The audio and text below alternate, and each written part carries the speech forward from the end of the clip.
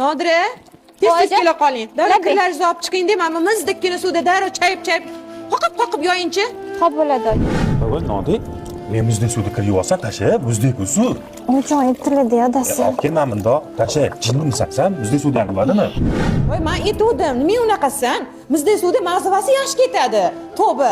Ona, ayolimni pochkasi olib chiqdi. Ko'ta shamollab qolganmi deyman, shuni doktorga borib ko'rsatib kelaylik.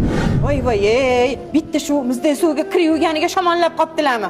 O'lmagan meni jonim. Ha, aytgancha. Keyinchi doktordan chiqqaninglardan keyinchi uyga olib kelib o'tirma. To'g'ri onasinikiga olib boraver, o'sha yerda davolanib kelsin. Ona, g'alati emasmi? Sog'lik paytida esa xizmatimizni qildi-de, kasal bo'lgan uyga olib borib tashlaymanmi? Xavotir olmang, sizga og'irlik tushmaydi. Ishlarni ham o'zim qilib qo'ya olaman.